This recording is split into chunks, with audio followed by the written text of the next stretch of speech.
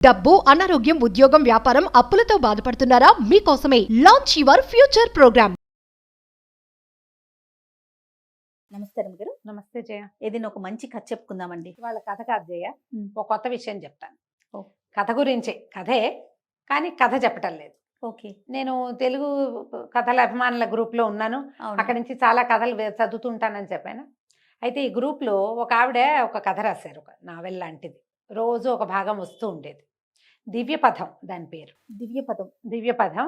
ఈ దివ్యపథం రాసేటప్పుడు చాలా బాగుంది కథ. చాలా రోజులు రాశారు, చాలా పెద్ద కథ. ఇందులో స్వరాంశ అని ఒక కుర్రాడు, తండ్రి బాగా కోటీశ్వరుడు, ఏదో వ్యాపారం అని చెప్తారు కథలో. కానీ అబ్బాయికి ఏదో పిహెచ్డి చేయాలని, వికలాంగుల మీద పిహెచ్డి అబ్బాయి సబ్జెక్టు. చిన్న చిన్న కవితలు అవి రాస్తాడు, కొంచెం భావుకత అవి ఉన్నాయి. అతనికి తన్మయ్య అని ఒక అమ్మాయి కలుస్తుంది. ఈ వికలాంగుల మీద చేయాలంటే వాళ్ళతో మాట్లాడాలి కదా, ఏదైనా పిహెచ్డి చేయాలంటే. ఈ కుర్రాడు ఈ మెల్లిగా దివ్యాంగుల పాఠశాలలు అవి ఉంటాయి కదా, వాటికి వెళ్తాడు. ఒక్కొక్క చోట ఒక్కొక్క పరిచయము, ఒక్కొక్క రకం క్యారెక్టర్లు. ట్రైన్ ఎక్కేటప్పుడు ఒకళ్ళ సహాయం చేయటం. జనాలు ఎట్లా వికలాంగుల పట్ల, దివ్యాంగుల పట్ల సరిగ్గా ప్రవర్తించరు, బాగా ప్రవర్తించే వాళ్ళని చూపించి, బాగా ప్రవర్తించని వాళ్ళని, ఇబ్బంది పెట్టే వాళ్ళని కూడా చూపిస్తూ కథ నడుస్తూ వెళ్తుంది. మనం ఆ స్వరాంశతో ప్రేమలో పడిపోతాం. వాడు ఎంత చిటి చిటి కవితలు రాస్తాడు, బాగుంటుంది. క్రమంగా రోజులు గడిచే కొందికి ఈ తన్మయి ఒక సింగర్ గారి కూతురు, ఒక సింగర్. ఇంతకీ ఆవిడ దివ్యచక్షు, నేత్రాలు లేవు ఆ పాటలు పాడే ఆవిడకి. చాలా బాగా పాడతారు. ఒక దివ్యాంగురాలి చేత పెంచబడింది ఈ అమ్మాయి. మెల్లిగా రోజులు గడుస్తాయి, వీళ్ళింటికి వస్తూ ఆ తన్మయిని వెంబడి పెట్టుకు తీసుకొస్తాడు. ఎన్ని క్యారెక్టర్లనో చూపిస్తారు. ఇందులో మేనరికాల పెళ్లిళ్ళ వల్ల పిల్లలు దివ్యాంగులు అవ్వటానికి అవకాశం ఉంది. తర్వాత ఈ అందుల పాఠశాలల్లో పిల్లలకి ఎలాంటి అవకాశాలు ఉన్నాయి, వీళ్ళు చదువుకోవటానికి ఎలాంటివి ఉన్నాయి, ఆఫీసుల్లో ఎలాంటి సౌకర్యాలు వీళ్ళకి ఇవ్వాలి, కొంచెం అవకాశం ఇస్తే వీళ్ళు ఎంత పెద్ద ఇవైనా చేసి చూపిస్తారు. ఇలా నడుచుకుంటూ వెళ్తుంది కథ. క్రమంగా ఇతనికి ఏం తెలుస్తుంది, ఏ దివ్యాంగురాలను చూసి ఇతను చాలా ఫ్యాసినేట్ అయ్యి ఆవిడ సంగీతం బాగుంది అనుకుంటాడు. ఆవిడ తన తల్లి అని తెలుస్తుంది. అమ్మాయి ఆవిడ స్నేహితురాలు కూతురు. ఇవి అసలైన మెయిన్ పాయింట్ అదే, అది నేను రివీల్ చేస్తున్నాను. ఈ కథ చదివాం, ఎంతో బాగుంది. చాలా రోజులు వచ్చింది. నేను అమ్మాయి ఆవిడకి మెసేజ్ పెట్టాను, చాలా బాగుందమ్మా, చక్కగా రాశారు, మీ దివ్యపథం ఎంతో బాగుందని. అంటే గ్రూప్లో ఉన్నారుగా. పెట్టేసరికి రెండో రోజున ఆవిడ మళ్ళీ మెసేజ్ పెట్టారు. అయ్యో అమ్మ, మీరని తెలుసుకోలేకపోయాను, అదేమిటి ఫేమస్ యూట్యూబర్ ఇవి నీకు తెలీదా అన్నాడు మా తమ్ముడు. నేను చూడలేను కదమ్మా, అందుకని నాకు తెలియదు అన్నారు. షాక్ అయిపోయాను జయ. నేను, నాకు ఆశ్చర్యం వేసింది. అంత కథ రాసిన ఆవిడ దివ్యచక్షు. నాకు ఎంత షాకింగ్గా అనిపించింది అంటే, తెలుసుకోలేదు నేను, నాకు అర్థం కాల. కథ వస్తుంది, చదువుతున్నాము, ఆవిడ ఎవరు రాశారు, ఎప్పటికీ అవటలా, ఇంకా ఇంకా క్యారెక్టర్లు పెరుగుతూనే ఉన్నాయి. ఇందులో వీళ్ళని మోసం చేసేవాళ్ళు, వాళ్ళని ఇబ్బంది పెట్టేవాళ్ళు, వాళ్ళ బలహీనతల్ని ఆధారంగా చేసుకుని ప్రవర్తించేవాళ్ళు, మేనరికాలు వాళ్ళకి. తర్వాత ఇద్దరికి గనక నేత్రాలు అవి లేకపోతే వాళ్ళు ఇంకో పిల్లల్ని పెంచుకోవడానికి అవకాశం లేదు. ఇద్దరు దివ్యాంగులు ఇంకో బేబీని ఎవరినైనా అడాప్ట్ చేసుకోలేరు. అలాంటి విషయాలు. వీళ్ళకి అడాప్షన్ కావాలని ఉంటుంది, పిల్లల్ని పెంచుకుందాం ఉంటుంది. మీరు ఎలా పెంచుతారు అని గవర్నమెంట్ వాళ్ళని రిజెక్ట్ చేసేస్తుంది. ఇవి ఎన్ని రకాల అంశాలు నడిచినాయంటే, ఎన్ని ఉపయోగకరమైన విషయాలు, దివ్యాంగులకి ఉపయోగపడే విషయాలు ఇచ్చారంటే అందులో సమాచారం చాలా రకాల.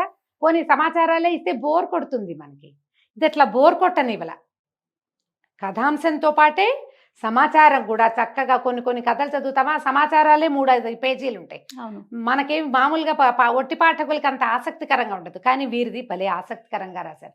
చక్కటి సింపుల్ భాష, ఎక్కువ ఇంగ్లీష్ పదాలు వాడలేదు, కొంచెం అవసరమైనవి తప్ప చక్కగా రాశారు. నేను చాలా షాక్ అయిపోయామ్మా, నాకు తెలియదమ్మా అంటే ఏం పర్వాలేదని అప్పుడప్పుడు మాట్లాడుతూ వచ్చారు. ఈ దివ్యపథాన్ని ఈ గ్రూప్లో ఉన్న వాళ్ళందరూ కొంత సహాయం చేసినట్టున్నారు, ఆర్థిక సహాయం.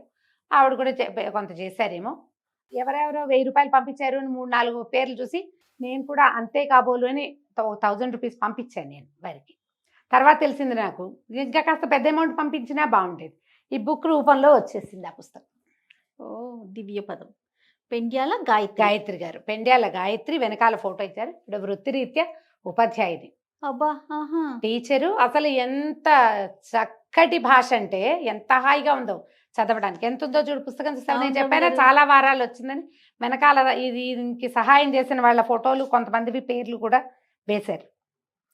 నిదానంగా కథ తాపీగా నడుస్తూ చాలా రకాల సమాచారాలు ఇస్తూ చక్కగా రాశారు. మన బుక్ ఫెయిర్లో ఈ పుస్తకం 3-4 చోట్ల కనబడితే చాలా సంతోషించాను నేను. సరే ఏదో ఒక రోజు వీటిని పరిచయం చేయాలనుకున్నాను.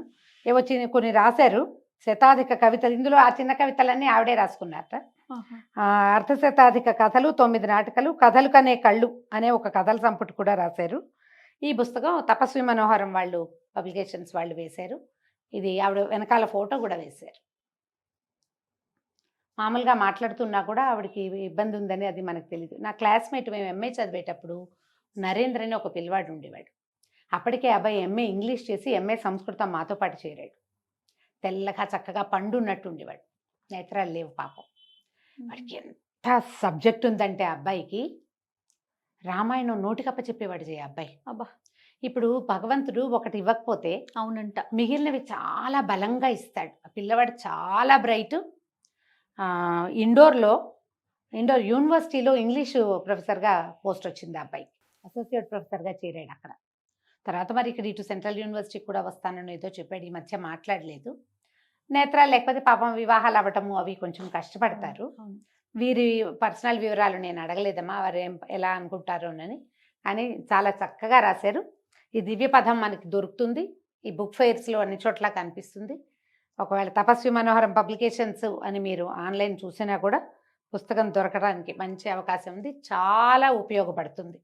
ఎవరైనా మన దగ్గర మన వాళ్ళలో దివ్యాంగులు ఉంటే ఈ పుస్తకం ద్వారా మనం కొంత వాళ్ళకి సమాచారాన్ని కూడా అందించగలిగే అవకాశం ఉంది.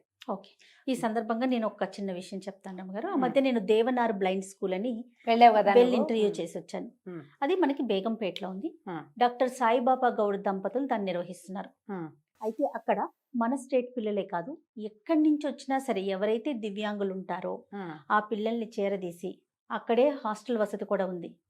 పూర్తిగా వాళ్ళని చదివించి వాళ్ళకి ఏది నేర్చుకోవాలనుకుంటే అది, అంటే ఎందులో శిక్షణ తీసుకోవాలనుకుంటే అందులో తీసుకెళ్ళి పూర్తిగా నేర్పించి వాళ్ళ కాళ్ళ మీద వాళ్ళు నిలబడేందుకు ఒక చక్కని అవకాశం కనిపిస్తున్నారండి. ఎంత బాగుందంటే ఆ స్కూల్, బ్లైండ్ స్కూల్. ఒకసారి వీడియో మనం ఒకసారి మన ఇద్దరం వెళ్దాం రమ్మగారు. ఇక్కడ బేగంపేటలోనే ఉంది. ఈ సందర్భం కాదు కానీ ఎవరైనా ఉంటే గనక దివ్యాంగులు ఉంటే ఖచ్చితంగా తీసుకొచ్చి అక్కడ అప్పచెప్పండి. చక్కగా తీర్చిదిద్దుతారు. డాక్టర్ సాయిబాబా గౌడ్ గారి ఆధ్వర్యంలో నిర్వహిస్తున్నారు. అది బేగంపేటలో ఉంది, దేవనార్ బ్లైండ్ స్కూల్. అదే అద్భుతంగా ఉంది రమ్మగారు. ఇందులో అలాగా దివ్యచక్షులైన వాళ్ళకి కూడా ఉండే అవకాశాలు, బ్రెయిలీ నేర్చుకోవటం అన్ని, డాన్సులు, పాటలు, తర్వాత చెస్ కాంపిటీషన్ జరుగుతుంటే నేషనల్ లెవెల్లో నేను వెళ్ళా దానికోసమని. అదే అంత దివ్యాంగులే. అద్భుతంగా ఉంది ఈ కథ. ఆవిడతో మాట్లాడాక నాకు అనిపించింది అనమాట, ఈ బుక్ ప్రింట్ అయ్యాక ఒక రోజు మనం దాని గురించి మాట్లాడి చెప్పాలి అని. చాలా చక్కగా రాశారు పుస్తకం. మాత్రం తప్పకుండా ప్రయత్నం చేసి చూడండి. మనం ఈ విషయం చెప్పాం కదా. అవునండి. ఈ తపస్వి మనోహరం పబ్లికేషన్స్ వాళ్ళ కోసం ట్రై చేసినా మీకు ఈ పుస్తకం కూడా దొరుకుతుంది. చదవాల్సిన కథ చాలా ఆసక్తికరంగా వెళ్తుంది. ఎన్ని రకాల విషయాలు వస్తాయో ఇందులో. ఎగ్జాజరేషన్స్ ఉంటాయి, అంటే వేరే వాళ్ళు ఎవరో వీళ్ళని వాడేసేయటము, వీళ్ళని ఇబ్బంది పెట్టటము, వీళ్ళకి వచ్చే అవకాశాలని లాక్కోవటము, అలాంటివి చేస్తారు కొంతమంది. ఉంటాయి కదా, ఆ వివరాలు కూడా కనపడతాయి. అలాంటివి కూడా ఎలా మోసపోతారు వీళ్ళు, ఎలా ఇబ్బంది పడతారు, అది కూడా రాశారు. మొత్తం మీద కథ చెప్పరా మాకు? ఇంతే చెప్పానుగా. అంతే. అబ్బాయి పిహెచ్డి చేయటం, ఈ సమాజం అంతా అతను ఎవరెవరి దగ్గర కలిశాడో, ఎవరెవరు ఇబ్బంది పడతారో వాళ్ళందరికీ ఎప్పటికప్పుడు న్యాయం చేస్తాడు. ఎప్పటికప్పుడు వాళ్ళకి సహాయం అందేలాగా చేస్తాడు. ఇప్పుడు ఈ అబ్బాయి పిహెచ్డి చేస్తాడు, హీరో క్యారెక్టర్. ఈ పిహెచ్డి చేయటం అంటే నా పని నేను చేసుకుని వెళ్ళిపోవటం కాకుండా న్యాయం చేయటం అనేది ఒక పాయింట్ ఉంటుంది. వాళ్ళ మీద, దివ్యాంగుల మీద పిహెచ్డి చేస్తుంటే ఫలానా మాట్లాడాక నీకు నాకు పని అయిపోయిందని లేచి వెళ్ళిపోతే మనం మైకులు పెడతారు కదా. అవును, మన వాళ్ళంతా మైకు పెడతారు, వాళ్ళు ఏదో చెప్తారు, కష్టం నిష్ఠూరం, లేచి వచ్చేస్తారు. ఇప్పుడు నిష్ఠూరం ప్రజలకు వినిపిస్తావు కానీ మైకు పట్టుకున్న వాళ్ళు ఎవ్వరూ వాళ్ళకి చేసే న్యాయాలు సాధారణంగా ఉండవు. అప్పుడప్పుడు జరుగుతుంది అది. దీనివల్ల ఏంటంటే సమాజంలో నలుగురికి తెలియటం వల్ల కొంతమంది వీళ్ళకి అలా అవి జరుగుతాయి. మీడియా వల్ల జరిగేది ఏంటంటే వీళ్ళే చేయలేకపోతారు కదా. అప్పుడప్పుడు కొన్ని సంస్థలు ముందుకు వస్తాయి అనుకో, అందరూ ఇంటర్వ్యూలు తీసుకుంటారు కదా. ఎంతమంది చేస్తారు ఇవి? చేయరు. ఈ పిహెచ్డి చేసే అతను కూడా, ఈ అబ్బాయి ఏం చేస్తాడు, ఎవరికి ఎక్కడ సహాయం కావాలో అక్కడ వాళ్ళకి అక్కడ అడ్జస్ట్ చేసి వాళ్ళకి ఒక సహాయం అందేలాగా చేస్తాడు. వీళ్ళని ఎక్కడికి వెళ్ళాలి, ఏం చేయాలి, అక్కడికి వెళ్ళి వాళ్ళకి హెల్ప్ చేస్తాడు. పిల్లవాడు Guidance. కోటీశ్వరుడు అని చెప్తారు, గైడెన్స్ ఇస్తాడు, తీసుకెళ్తాడు, కొన్ని స్కూళ్ళకి వెళ్తాడు, అక్కడ వాళ్ళకి అవసరమైన సహాయాలు చేస్తాడు. చాలా వివరాలు బాగా కనపడతాయి. తాపీగా చదువుకుంటూ వెళ్ళాలి. చదువుకోవాల్సిన book. తప్పకుండా రమ్మగారు. మంచి విషయం మాట్లాడుకున్నాం. అదే. నమస్తే అండి. నమస్తే.